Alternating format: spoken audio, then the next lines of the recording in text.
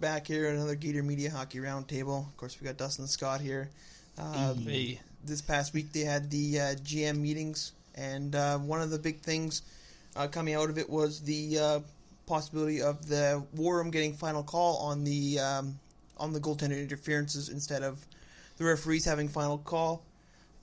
For just a little fun fact, only 4 out of the 170 this year, out of the 1,100 games we've had so far this season, have been where the War Room disagreed with the ref's call. What's your guys' thoughts on the changing of the ruling, I guess you could say?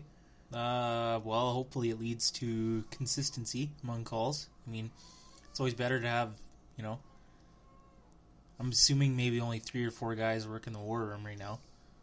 Yeah, I would assume, yeah. So it's like they kind of have the same mindset going into every call. And it's probably the same, like you said, 3 or 4 guys, probably the same guys, right?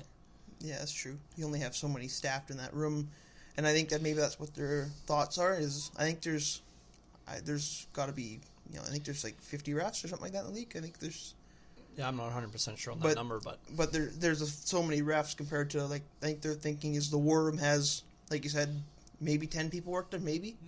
And that's a lot more of a concise agreement. But do you think it'll speed it up? I don't know. You know what I mean? You call the War Room, and I guess they're probably watching. They probably have a room, and it's all the games on all the TVs all at one time. Yeah. They see, that's a whatever. Right away, they're already looking at it before the ref even picks up this phone and phones them. Probably. You'd think they'd anticipate it. Yeah, if they see it on the TV. Because I know the room reviews every single goal in the last minute of play. Yes. Just anyhow, and if it's a conflict, they'll phone down, I guess. Yeah, I think they phone, and then there's usually a buzzer, some kind of indication, let the whole building know, like, hey, the play stopped. Yeah. I seen it once this year with Tampa and Toronto, the first time.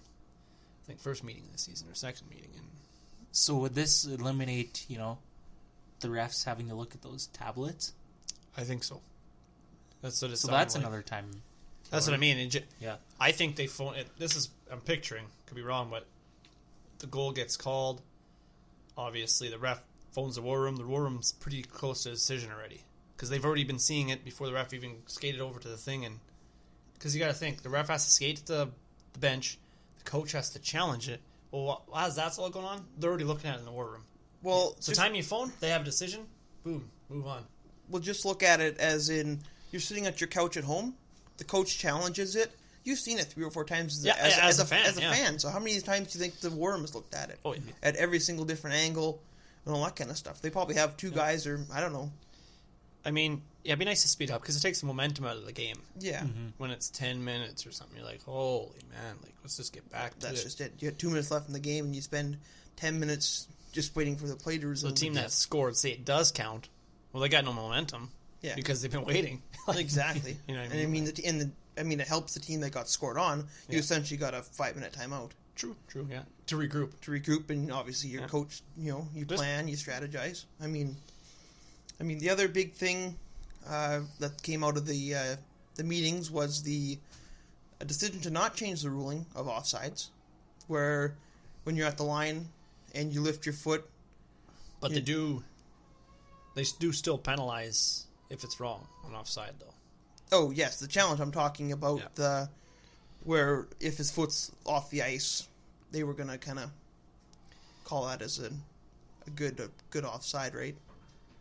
Because I know the reason why I was going to that point where penalizing, they were talking about if the losing coach on a coach's challenge for a goal would get penalized. Okay. For challenging, so you better make sure it's, you know what I mean? Okay. So it penalizes your team. I mean, you lose the coach's challenge and you get a penalty. They said the coaches are going to be pretty mad, probably. Yeah. They're already mad that it got called, against them, and now they're going to get a penalty for it. So yeah, but that's just rumors, right? But yeah, I could see it happening because then you're not challenging every little thing. You might be like, "I'll let it slide." It's not close enough. Yeah, if your goalie gets bowled over, you're like, "Okay, I'm going to do it. I'm not going to get a penalty, probably."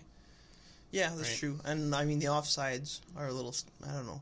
I don't find that's been a problem this year, though, as much. The offsides. It was more so just in the playoffs last year. 16 goals have been disallowed due to the offside thing. This year? Yeah. out of 1,100 games. Well, not many for Leafs. No, well, I mean, I watch a lot of Leaf games, and I don't. 16 out of 1,100 games is, not very many. Not very many at all, actually. But basically, the consensus, 2/3 of the GMs, went against the change, and basically their thought was just stay on side, do a better job of staying on side. Which, like Scott said, since the playoffs, I haven't really noticed it being a pain in the butt. No. Maybe it's just being overshadowed by the goalie interference. True, that could be true too. But another thing, kind of off on that point, that's kind of gone by the wayside was the whatever you want to call it, delay a game, I guess, for the face-offs. I seen one the other night. Game. Oh, it was It was in the Oilers game. Oilers in Tampa. Yeah.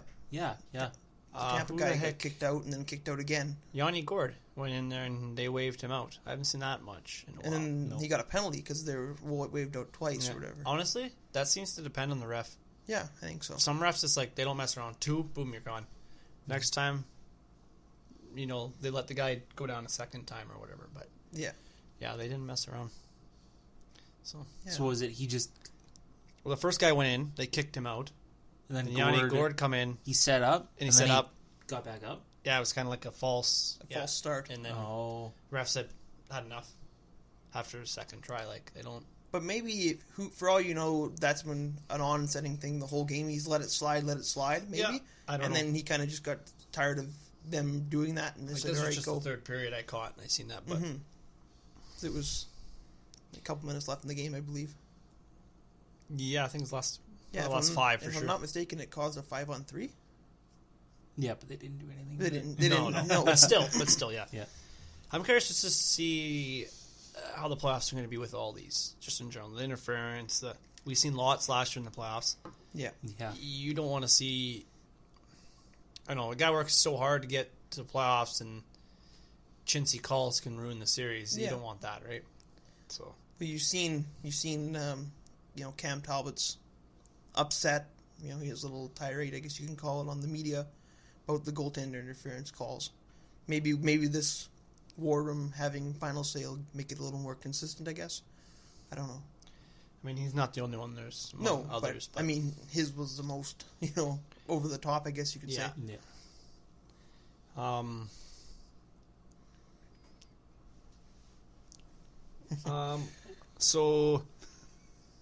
So officially, 4 teams are eliminated from the playoff contention. We should say Okay. Arizona, Buffalo, Montreal, and Vancouver are officially out, Okay.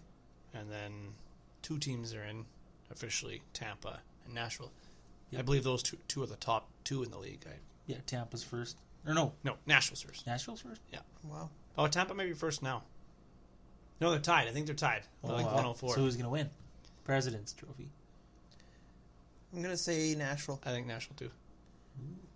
I think so. Are you leaning towards Tampa or Well, I thought Tampa was already in the lead. no? So, I mean, Tampa was. I think I'm going to go with Tampa. If Tampa would have lost tonight and Boston would have won, they would have been tied. That's how close Boston is to Tampa. Wow. Wow. Yeah, I know. Boston's been good. But Speaking of, you guys just mentioned Nashville Predators. Pekka Rinne just got his 40th win of the season. His 8th shutout in that game, and that's his third 40-win season. Which third 40 win. Yeah. That's it. His career high is 43 wins. And She should break that too, probably. which you would think so. I mean, he's got maybe 10 games left.